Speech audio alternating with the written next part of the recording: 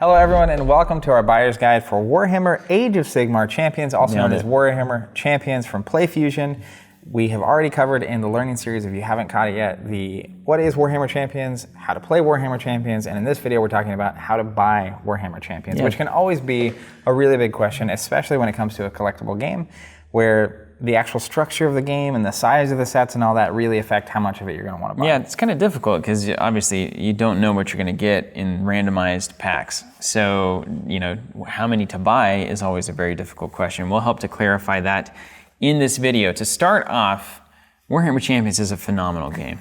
I know I say this in every video, but I have literally just been obsessed with it, and it's worth mentioning. That has not happened in a long time. For sure. And I didn't even expect it to happen with Warhammer. It's not the universe I live and breathe in. I wouldn't have picked it. And I guess if you're watching this video, you probably heard me say this many times. Yeah, you've heard it several times. So we won't go on our spiel. You can catch that in the other videos. Check this game out, though. And one of my favorite things about this game is that the campaign decks are this game's starters, essentially. And these are some of my favorite starters I've ever seen for a tabletop game. And the reason is that in this first set, there are 4 different starters, one for each of the 4 factions. So Chaos, Order, Destruction, and Death. I'm glad that I remembered all those. But the starters are actually completely playable, fully legal decks, which means that you buy a starter and you're ready to open it up and play basically immediately. And then not only that, but they give you a little taster. Each starter actually comes with 1 booster pack. It's going to come with 13 random cards in it, and we're going to break down what comes in a pack. But these starter decks are a great place to start. They include the exact same thing every time, minus the booster pack, of course. That's random. And it's really just a great little exclusive card in it, too. I didn't fully appreciate that when I opened mine. Exclusive starter card. Exclusive card. It's got the campaign mat, the little weird thing. Thing to play on. Little poster-like thing, mat, health counters, the whole thing. So this is... For what you need to play the game, this is not only everything, but also it's got that booster pack in it.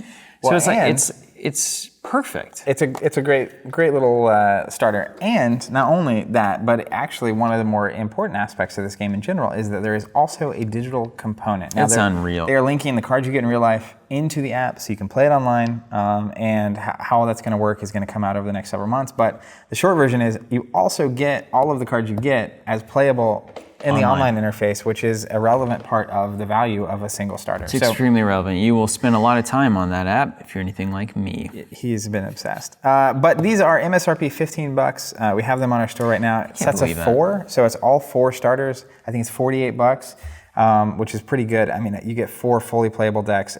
I think we were talking about it earlier. The cost of entry on this game is so low because these are fully playable decks, and they're not bad, right? It's you can legit play with these things. I think the other thing that's worth mentioning too, a lot of these physical digital crossover games, essentially you buy things in real life and then you might get random things online. Yeah. It's like you buy a booster pack in real life and then you get a random booster pack online. Yeah, Pokemon and others. But in this one, it's not, the 2 things are linked distinctly. So everything you open physically has added value immediately because you can immediately play it online as well. So when you think about the price point of this game being comparable to every other collectible game, and in most cases actually quite a bit less, and you get to play it online immediately, like that to me is a tremendous amount of value, especially for a $15 starter deck. I mean, that's nuts. So can we, I know we both have some thoughts here. First of all, you have to decide, are you splitting these factions with others? Or are you playing them all? That's the number one thing that will determine your buying pathway, I would say. And here's why. So like we said, each of these starters comes with a booster pack. Booster packs also come in booster boxes. A box of boosters is going to be 24 packs. Each pack has 13 cards in it. Yeah. And this is one of the more interesting ways of distributing cards in these packs that I've seen, which is every pack is going to come with 6 common cards, 3 uncommon cards, a rare card, 1 foil, and 2 blessings/champions. It could be 2 blessings, 2 champions, 1 of each. Value. And the breakdown of this is that the first set has 278 cards, I think, or 270, 278, somewhere right in there. 270. 270. Exactly. And among those cards, there are action cards, and then there are champions and blessings, right? So the action cards, there are 40 rares, and this is important to know just how big the card pool is. But there are also 20 rare champions. And so one thing that wasn't clear to me at first is that in your pack, when you get 6 commons, 3 uncommons, and a rare, that rare is going to be an action card. That's so right. it's 1 in 40 chance at any of the rares in the game. The 2 blessings and champions that you get also could be a rare because there are rare champions. And then the foil card can be any card in the game. Could be a rare. From that set, right? Could be a rare, could be a rare champion. We've seen that Adept of the Sea was one of those cards. Unbelievable. Aspect of the Sea. I keep saying Adept. I can't get it right. Like it's like I'm trolling you. It's the greatest thing that's ever happened to me in games. Whoa. That's very hyperbolic. That's but big. My gosh, does that thing personify everything that I love about fantasy? So again, you go back to the box size of 24, right? Yeah. And this is why you said start by asking the question, are you splitting factions or are you keeping them all? Because if you're splitting factions, which is what we happen to be doing. So 4 people in a buying pool, basically. Of course, 4 different factions, right? Yeah. So we're going to split a box and basically dole out all the cards for each faction. There's only like 6 neutrals in the set. Yeah. So we're going to pass those around and we'll see who ends up with those. But Fist fight. The short version is that, if you can buy into a booster box and only get cards for the faction you're playing, that makes it significantly cheaper. So it's crazy. That either means that you're playing with way less of an investment, or it means that you can buy more boxes. And, as an example, 4 players splitting the factions, they buy 4 boxes, they each effectively pay the price of a single box. Which is about, for us, we're selling them at the lowest price, the map. So that's $76-ish for a box. So let's say 80 for easy math? Sure. Or $19. Well, 76 with free shipping, right? Yeah. So 76, if you pay 76, but you get all the cards from, as an example, I'm playing Chaos, across 4 boxes. 4 boxes, That is a ton of cards. Yeah. Because you should end up with all things equal, right? 24 rares, because you divide it by 4. It's just how the math works. Anyways, you'll end up with a lot of stuff. The power of math. How does that work? So that's definitely one way to approach it. But understanding that math will help you make a decision on how much to buy. And I think the primary modes of people playing are either going to be I'm buying everything and keeping it, or I'm splitting with people. So if you're buying everything and keeping it, there's definitely a diminishing return on continuing to buy more boxes. Yep. Because of repeats that you're going to get. And I think it'll be pretty normal for players to pick up 2 or 3 or 4 boxes.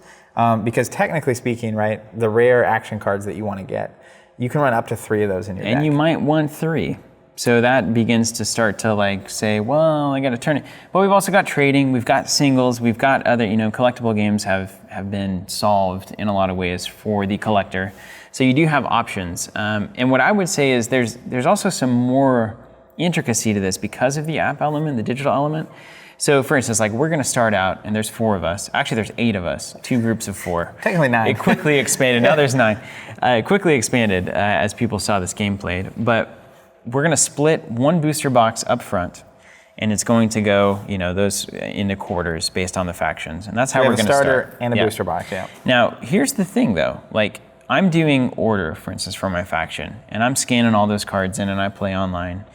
What happens online, though, is that you also earn booster packs and other rewards that give you other factions cards, right? Now, I can't give those to you, at least not yet. Maybe I can in the future.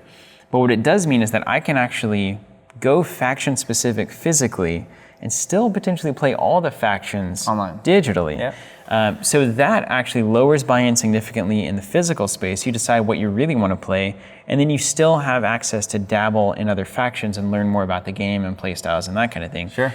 So if at all possible, I think splitting the products physically is really, really strong, especially if you have 1 other player. If you each take 2 factions, sure. that again cuts your costs in half. And I would start with this game. I don't know what it is about it, but we've decided to take it like our old child selves would and just kind of explore it in a I don't have everything kind of way. Sure. And as we get new cards, it significantly changes the landscape of our little tournament environments and whatnot. So we're going to split 1 box. I would suggest everybody start with 4 starters and then whatever box, whatever split that you want to do. And it's important to note, I think at minimum you have to buy 5 boxes to have a shot at getting a playset, which is 3 of every action card, and then 1 of every unique champion, 2 of every non-unique champion, the blessings and such. And then if you realistically want to have odds at actually getting a playset, I think you're going to need to buy 6 or 7 boxes, which is why, again, coming back to that faction split is so important. But if you're the kind of player that wants it all, I think you're going to need to be in the 6 to 7 box range or splitting factions, like we said. And we're taking the opposite approach, which is a box. Yeah. And we'll see where it goes from there. For sure. Well, it's just like, when you get access, and I think Warhammer and this like deep fantasy settings are particularly well suited to grabbing a pack every now and then, and oh my gosh, I just drew this crazy spell, and now you start seeing it when you play me in games, and then you're like, now I want to grab a pack and see if I can get something cool as well. And just really exploring that and having a good time with it. I think that's key. Also on the faction split, we have, as you guys probably know, a lot of new technology showing up. So even something like posting on Reddit or getting in the Facebook group for Warhammer Champions, I don't know how you find somebody that you can trust. Most people are generally quite trustworthy. You can play with anybody, right? You could find somebody else who's in a different state and say, hey, I'm looking to just buy the order cards. I'm looking to just buy the chaos cards. Anybody want to split boxes with me? And you can do it that way as well. So I think, and Warhammer is a very faction-driven game. It always has been. Even the miniatures version of, the miniatures, not even the miniatures version. The game was very much like you chose your faction and that was who you were playing. So this game actually encourages that very much as well. So I would encourage you to find that group to split with. That is the ideal option. And one thing I want to mention, right now, when this video is being made and posted, the first set came out at Gen Con 2018 of booster boxes and basically immediately sold out worldwide. Gone. So we have a subscription service that you can sign up for. You don't pay anything up front. You just get charged a week or two before new product comes out, and we automatically send it to you. But the important part of that is the reprint's coming. So technically right now, if you sign up, that's the first set that'll come through the subscription, and the second set. But in terms of just guaranteeing that you're actually going to get the product when it comes out, this game apparently is very popular. Yeah, it's getting there. It's crazy. It was more popular than expected. Yeah. And so the first year or two of the game could easily, especially coming like Play Fusion, it's pretty new to the space. And so I won't be surprised if this continues to kind of be an element of collecting. So depending on when you're getting in, because the other question is if you're watching this in a year, assuming there are starters available, they've shown that their starters are great, so that's a great place to start. I think even if you just start there, which is how we're playing right now, because there are no booster boxes to be found, it's super fun. I think it's super playable, a lot of options, even straight out of the box, just to have a good time. And then next step for me is just finding the latest set that is a booster box. If that's out of print, finding us a booster box that's out of print to really explore it. And then at that point, and buying the newest set's important because the value of those cards is likely higher just in terms of trades and other people wanting those cards. So the things you don't want will get you more of the stuff you don't have if you buy the latest set. But then past that, it's essentially figuring out how many boxes you want to get moving forward, and either pre-ordering that or signing up for a subscription or grabbing it from your local store and just kind of staying on it as the game expands. And again, that's one of the good parts of a game like this is they're going to consistently release a lot more cards, which means there's constantly new options and cool things to be playing with. That's right, absolutely. So physically, I would say start with splitting probably 1 box to 2 boxes. That, as we've found, might quickly turn into 3 or 4, so just pay attention. And then if you're not splitting, and you've done your options, or you're just not interested in splitting and nobody's around that wants to do that, then buying 1 or 2 boxes I think up front is great. And then honestly, if I'm being real, I would then go pretty heavy into the digital space and play and find out what I like, and then I'd be looking at singles and I'd be looking at trades. Yeah, so if you're unfamiliar, singles, a lot of times websites and local stores will sell individual cards. So, if there's 6 sets of this game out, buying 2, 3, 4 boxes of every set gets very expensive very quickly, whereas a lot of these websites, you'll just be able to go, choose the cards you want and buy them. And the digital component makes that even better in this game because you can actually play with the cards before deciding to buy them. Find out what deck you want, what represents you the best, and then you can pick those cards specifically. So not only, and it's worth mentioning, this is one of the cheapest booster boxes I've ever seen at 76 with MAP. So these boxes are cheap, and the availability of the app to play digitally and then get what you need, it's a really economical game. And then if you split it, it's even more economical. Well, that's so important. I'm not scared of it. That's economical for 2 reasons, right? Which is in a lot of games, you can mix and match factions in your deck, which is not the case with this game. So, even if you don't have someone to split with, you can get the cards you want, and keep the cards you want, and then either trade or sell the things you don't, which just really, again, ups the affordability of this. Another option worth mentioning, if you do want to own it all without the risk of buying all the booster boxes and getting a bunch of duplicates and not getting everything you want, is that we are actually offering sets. And so what the set's going to come with is basically 3 of every card that you can play 3 of. 1 of every card you can play 1 of, 2 of every card you can play 2 of. So the rare champions that you can only play 1 of, it's going to come with 1 of each of those. The non-unique, not rare champions, it's going to come with 2 of. Yep. Blessings, it'll come with 1 of, and so on. And it's basically just everything without having to buy a bunch of booster boxes and hope you get it all. Yeah, it's just all packaged up, non-random. You can just buy the set and get everything that you need for every faction. And we've been doing this for Star Wars Destiny for quite a while, and hugely successful there. Everybody seems to love the idea of, for the non-collectors or for the non-random people that just want to have the set, build it, play it, enjoy it. This is a great option for you, and it removes all of the kind of boosters and trading and all of those kinds of things. So check out our subscriptions if you want to lock in the next set of booster boxes for Warhammer Champions. You don't pay anything up front. You're charged a couple of weeks before the set releases. It's minimum advertised price. Right now it's for free, ships for free. So it's like the best thing imaginable, and we have strategically made it so. And worth noting, the free shipping US.